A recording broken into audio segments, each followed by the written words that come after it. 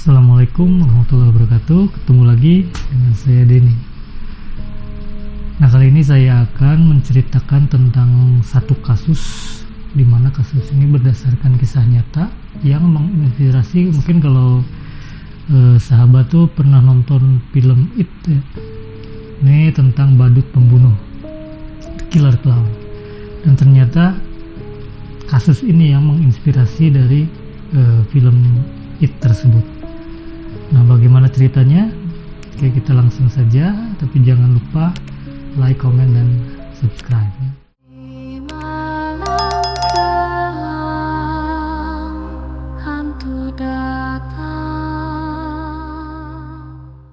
Nah, di balik senyum ceria dan hiasan yang penuh warna dari badut, terkadang tersembunyi rahasia gelap yang tak terbayangkan. Namanya adalah John Wayne Gacy, seorang pria yang tampak ramah dikenal sebagai Pogo the Clown, menghibur anak-anak dengan tingkah lucunya di pesta-pesta. Namun, di balik topeng badutnya itu, ia menyimpan kegelapan yang mengerikan. Pada tahun 70-an, Gacy menjadi mimpi buruk di Amerika. Seorang pembunuh berantai yang kejahatannya mengguncang dunia, membuat semua orang shock ya. Kisahnya bukan hanya tentang pembunuhan, tetapi juga tentang kengerian yang bisa tersembunyi di balik wajah yang tampaknya lucu dan polos. Oke, kita akan coba menggali lebih dalam tentang seorang pria yang dijuluki The Killer Clown. Siapa sebetulnya John Wayne Gacy ini? Dia adalah seorang pembunuh berantai dan pemerkosa yang membunuh sedikitnya 33 orang remaja laki-laki dan remaja putri di Cook County, Illinois. Dan dia mengubur sebagian besar korbannya di bawah rumahnya.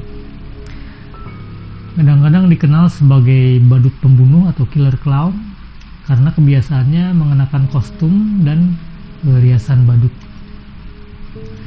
Gacy memiliki masa kecil yang penuh kekerasan dan berjuang dengan keadaannya yang homoseksualitas.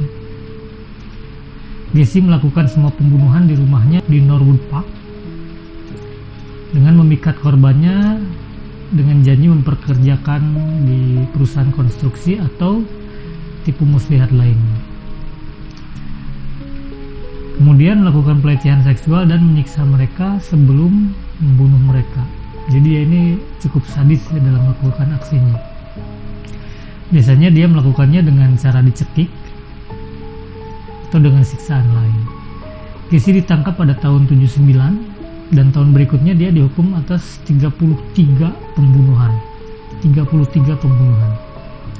Gacy dieksekusi pada tahun 1994. John Wayne Gacy lahir pada tanggal 17 Maret 1942 di Chicago dari pasangan John Stanley Gacy dan Marian Elaine Robinson.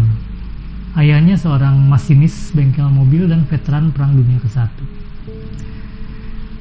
Ayahnya ini berjuang melawan alkoholisme dan sering memukuli John dan kedua saudara perempuannya jika dianggap perilaku mereka itu buruk. Nah, ayahnya si John ini sering meremehkannya. Dia sering menyebutnya bodoh dan membandingkannya dengan saudara perempuannya yang lain. Psikoseksual Gacy dimulai antara usia 6 dan 10 tahun. 6 sampai 10 tahun ya. Ketika seorang remaja putri dari salah satu teman ibunya yang bermain dengannya menanggalkan pakaian dan bermain-main dengannya. Gacy dianiaya di usia muda oleh seorang teman keluarga. Dan antara usia 10 sampai 12 tahun, Gacy dan seorang temannya dituduh melakukan hubungan seksual dengan seorang gadis muda. Gacy ini seorang anak yang sakit-sakitan, kelebihan berat badan, tidak cukup pandai dalam olahraga atau menjalin ikatan dengan anak-anak seusianya. Dia seringkali mengalami keterasingan di sekolah, tidak dapat bermain dengan anak-anak lain karena dia memiliki penyakit jantung bawaan yang oleh ayahnya dianggap sebagai kelainan. Dia ini sering sekali mengalami kejang dan pingsan saat remaja dan sering keluar masuk rumah sakit. Walaupun ayahnya sering menuduhnya kalau dia itu pura-pura sakit untuk mendapatkan perhatian. Nah, Gessie kemudian menyadari bahwa dia mulai tertarik pada pria dan mengalami distorsi atau kekacauan besar dalam seksualitasnya. Walaupun Gessie ini tidak lulus SMA, Gessie bersekolah dan lulus dari Northwestern Business College di Chicago. Kemudian dia bekerja sebagai salesman dan manajer di sebuah perusahaan sepatu. Nah, pada tahun 1964 dia bertemu dan bertunangan dengan seorang wanita yang bernama Marilyn Myers, yang ayahnya memiliki 3 restoran KFC di Waterloo, Iowa. Gessie pindah ke sana untuk mengelola restoran dan dia memiliki anak bersama Myers ini, punya 2 orang anak. Gessie di sana menjadi kontraktor bangunan mandiri dan captain di kantor polisi Partai Demokrat di pinggiran Chicago pada tahun 70-an. Dia beranggapan bahwa keterlibatan politiknya adalah upaya untuk membalas pada ayahnya, di mana ayahnya ini sering mengejek minatnya pada politik. Dia pernah berkata bahwa dia selalu mencari penerimaan ayahnya, karena ayahnya tidak pernah membuat dia merasa baik dan berharga. Nah, karena Gessie ini sangat disukai di komunitasnya, dia mengorganisir pertemuan budaya dan aktif dalam organisasi politik dan kelompok sipil JCS. Gessie kemudian menyebut masa ini sebagai periode di mana paling membahagiakan dalam kehidupannya. Dan dia bahkan mendapat pujian dari ayahnya yang sangat ia dambakan, yang mengatakan bahwa ternyata penilaian ayahnya ini salah tentang Gessie. Nah, Gessie ini adalah anggota klub. Ya, dia masuk ke klub badut yang bernama Jolly Joker di wilayah Chicago dan sering tampil dengan pakaian dan riasan badut di pesta-pesta anak-anak. Kalau di kita mungkin badut musik sulap. Dia melakukan penggalangan dana amal dan acara lainnya sebagai alter egonya Pogo the Clown atau Patches the Clown. Dan ternyata terungkap bertahun-tahun kemudian ketika berbicara dengan detektif yang menangkapnya, Gessie membahas pekerjaannya sebagai badut dengan mengatakan bahwa badut itu bisa lolos dari tuduhan pembunuhan. Ngeri nggak?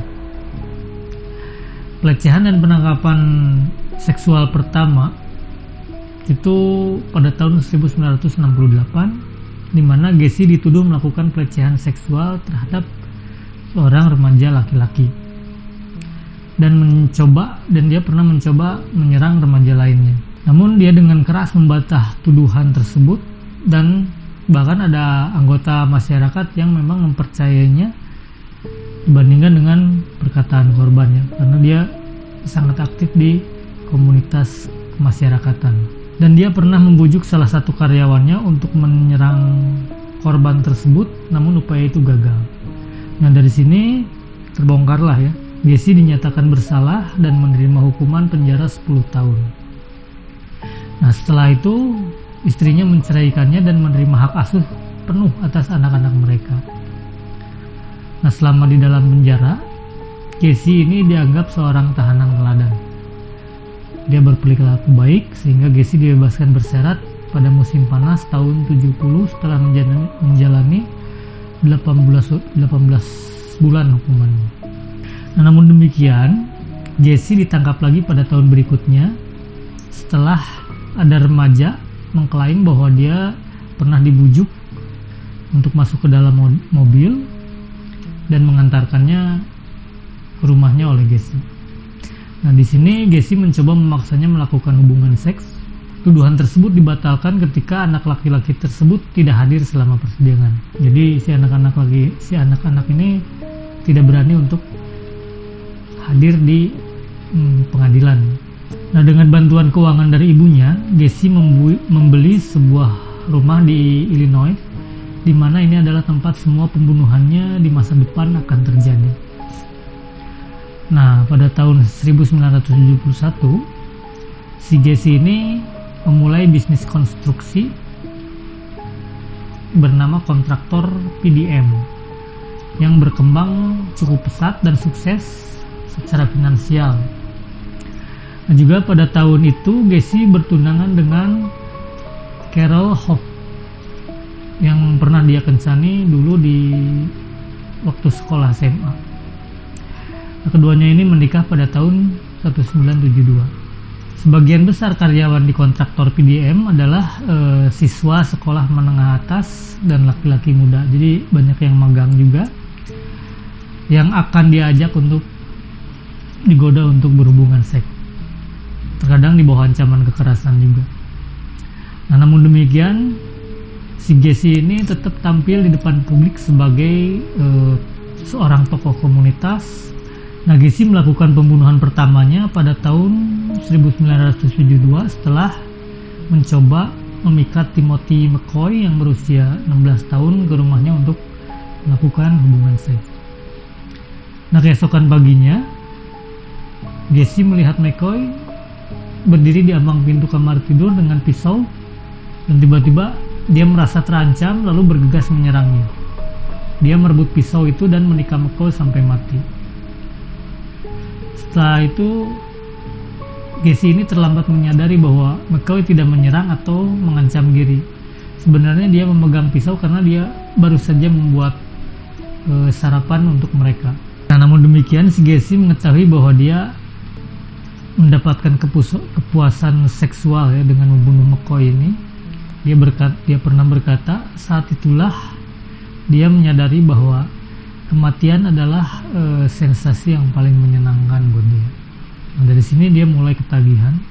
Korban berikutnya adalah John Butkovich, seorang karyawan PDM berusia 18 tahun. Dia dibujuk Gacy ke rumahnya dengan janji untuk membahas gaji, mungkin diiming-imingi untuk menaikkan gajinya. Nah, di sana Gacy memberinya alkohol, menipunya, kemudian dia borgol. Dan setelah itu dia cekik sampai mati. Penggunaan borgol ini sering dilakukan Gacy pada korban-korbannya. Nah, orang tua Butkovich mencurigai Gacy dan menelepon polisi lebih dari 100 kali, mendesak polisi untuk menyelidiki lebih lanjut. Nah, pada pertengahan tahun 70-an, dua pemuda lagi pernah menuduh Gacy melakukan pemerkosaan, dan dia diinterogasi oleh polisi tentang hilangnya salah seorang remaja. Nah, Gacy di sini menyebut periode ini sebagai tahun-tahun penjelajahannya, di mana dia melakukan sebagian besar pembunuhannya. Sebagian besar korbannya ini dikubur di bawah rumah itu, dan beberapa diantaranya ditempatkan di kuburan umum. Salah satu korbannya, seorang pegawai PDM berusia 17 tahun bernama Gregory Godzik. Dia mengatakan kepada keluarganya bahwa Gacy sebelumnya telah memerintahkan dia untuk menggali parit di ruang basement di rumahnya. Jadi dia pernah menyuruh karyawannya untuk menggali parit di bawah rumahnya. Nah, kita kembali lagi ke kasus Godzik. Nah, keluarga Godzik ini pernah menelepon Gacy, namun si Gacy ini memberitahu pada keluarganya, kepada orang tua si Godzik ini, bahwa dia pernah mendengar si Godzik ini akan kabur dari rumah. Gacy membunuh beberapa korban lagi selama periode-periode ini. Salah satu yang dia tinggalkan hidup adalah Robert Donnelly. Dia seorang mahasiswa berusia 19 tahun yang dia culik di halte bus di Chicago. Setelah membawa dia ke rumahnya, Gacy memperkosa dan menyiksa Donnelly. Berulang kali dia membenamkan kepalanya ke dalam bak mandi hingga dia pingsan dan mengancam dia dengan pistol. Ketika disiksa ini, Donnelly sangat kesakitan sehingga dia memohon pada Gacy untuk membunuhnya saja. Nah, tapi Gacy membiarkan dia pergi dan memperingatkannya untuk tidak memberitahu siapapun. Nah, namun si Donnelly ini melaporkannya ke polisi. Ketika petugas menyelidiki, Gacy mengatakan itu adalah perbudakan seks katanya, atas dasar suka sama suka. Dan polisi di sini ternyata mempercayainya. Nah, lalu pembunuhan berlanjut. Gacy membunuh korban lainnya 1 bulan kemudian. Investigasi dan penangkapan pada 11 Desember 1978 yang bernama Robert Peace yang berusia 15 tahun hilang setelah memberitahu ibunya bahwa dia akan menemui Gacy untuk mendiskusikan pekerjaan konstruksi. Keluarga Peace mengajukan laporan orang hilang ke polisi, sehingga polisi melakukan penggeledahan di rumah Gacy di Norwood Park. Nah, ini awal mulanya terungkap pembunuhan-pembunuhan yang dilakukan oleh Gacy ini. Pihak berwenang menemukan beberapa barang yang mencurigakan di sana, termasuk ada lencana polisi, ada pistol, ada jarum suntik, ada film porno, dan barang-barang yang kemudian mereka ketahui milik beberapa dari korban Gacy yang sudah pernah dibunuh. Setelah pengawasan dan penyelidikan polisi yang lama, akhirnya polisi menemukan tanda terima di rumah Gacy milik si Peace ini, bertentangan dengan cerita dari Gacy bahwa dia tidak memiliki kontak atau hubungan dengan Peace pada hari dia menghilang. Hal ini mengakibatkan penggeledahan lebih lanjut di rumahnya si Gacy ini, yang akhirnya mengarah pada penemuan beberapa parit berisi sisa-sisa manusia di basement di bawah rumahnya itu. Nah, dari sini Gacy akhirnya mengaku membunuh sekitar 30 orang. Pada tahun 1979, beberapa bulan setelah penangkapan Gacy, rumahnya ini dibongkar dalam upaya untuk menemukan lebih banyak bukti. Nah, tahun berikutnya, rumah dan semua bangunan di properti itu dibongkar untuk mencari apakah masih ada korban-korban yang lain. Menurut salah satu pekerja yang terlibat dalam pembongkaran rumah Gacy, dia pernah berkata, jika iblis masih hidup, dia pasti tinggal di sini. Ya, saking mengerikannya itu. Pengadilan Gacy dimulai pada tanggal 6 Februari 80. Karena Gacy telah mengakui kejahatannya, argumennya itu berfokus agar si Gacy ini dapat dinyatakan gila dan kemudian akhirnya dikirim ke fasilitas mental negara. Dia tetap mencoba lolos. Gacy menghabiskan ratusan jam dengan dokter di Menard Correctional Center di Chester, Illinois. Dia menjalani serangkaian tes psikologi. Gacy mencoba berargumen bahwa dia menderita gangguan kepribadian ganda atau split personality, dan pikirannya terbagi antara kepribadian seorang kontraktor, dia ada beberapa alter ya, kontraktor, badut, politisi, dan dia juga merasa menjadi polisi yang bernama Bad Jack. Gacy mengklaim Bad Jack membenci homoseksualitas dan memandang pelacur laki-laki dan beberapa korban Gacy sebagai sampah, lemah, dan bodoh. Dia sangat berusaha untuk lolos dari hukuman dan dianggap gila. Gacy mengaku tidak bersalah dengan alasan kegilaan, dan dia diadili atas 33 tuduhan pembunuhan. Penuntut berargumen bahwa Gacy waras dan bisa mengendalikan tindakannya, karena merujuk pada langkah-langkah yang cukup rumit yang diambil Gacy untuk mempersiapkan menjemunjikan semua pembunuhannya. Ini tentu saja merupakan tindakan seseorang yang bisa mencenakan sesuatu ya. Para profesional kesehatan mental memberikan kesaksian tentang kondisi mental Gacy.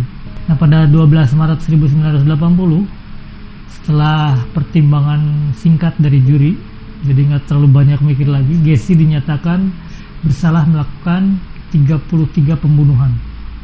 Luar biasa ya, banyak sekali. Dan dia dikenal sebagai salah satu pembunuh berantai paling kejam dalam sejarah Amerika. Akhirnya Gacy dipenjarakan di pusat permasyarakatan di Menard di Chester selama 14 tahun. Dia mengajukan banding atas hukuman tersebut dan memberikan pernyataan yang kontradiktif tentang pembunuhan tersebut. Nah, walaupun sebelumnya dia telah mengaku bersalah, kemudian Gacy membantah apa yang sudah dia ucapkan. Nah, selama di Menard, Gacy menekuni seni rupa, khususnya seni lukis. Di sana dia mulai melukis, menggambar. Lukisannya ini diperlihatkan kepada publik melalui pameran galeri di Chicago. Banyak lukisannya yang menggambarkan Gacy sebagai Pogo, the clown, Pogo, si badut. Nah, pada suatu pagi beberapa petugas lembaga pemasyarakatan di Menard, kota Chester, Illinois, di Amerika Serikat membawa keluar narapidana bernama John Wayne Gacy pada hari Selasa, 10 Mei 1994. Ia dipindahkan ke lapas Stateville, Crest Hill di Illinois untuk menjalani eksekusi mati. Ya, dia sudah menunggu selama 16 tahun. Dan setiba di lapas Stateville ini, Gacy diberi kesempatan bertemu dengan keluarganya pada sore hari. Gacy memesan makanan sebagai santapan terakhirnya. Ia memesan seember besar ayam goreng cepat saji. Mungkin dia kangen karena dulu pernah mengelola KFC. Selusin udang kupu-kupu, kentang goreng, buah stroberi, serta minuman diet cola. Nah, sebagian dari makanan ini ludes dia lahap. Di luar penjara, ribuan warga itu berunjuk rasa. Mereka mendukung hukuman mati terhadap Gacy, dan sebagian besar mengenakan kaos bertuliskan "Tidak ada air mata untuk badut". Sedangkan di salah satu sudut ruangan di lapas itu, petugas tengah menyiapkan ruang peralatan untuk prosesi eksekusi mati. Nah, Gacy diputuskan dieksekusi dengan suntik mati menggunakan lethal injection. Lethal injection ini alat yang menyuntikkan 3 cairan kimia yang langsung bisa mematikan tahanan, yaitu sodium thiopental atau pentotal, lalu pencuronium bromide atau pavulon, dan potasium chloride. Nah, ini racunnya, potasium chloride. Zat kimia itu juga yang akan dimasukkan ke tubuh gempalnya si Gacy. Nah, malam semakin larut, waktu eksekusi semakin dekat. Beberapa petugas sipir mengeluarkan Gacy dari ruangan isolasi menuju ruang eksekusi. Penampilan Gacy seolah tenang dengan mengumbar senyum dan ejekan kepada petugas sipir yang mengawalnya. Tak ada pesan lain hingga dibaringkan di ranjang khusus untuk eksekusi.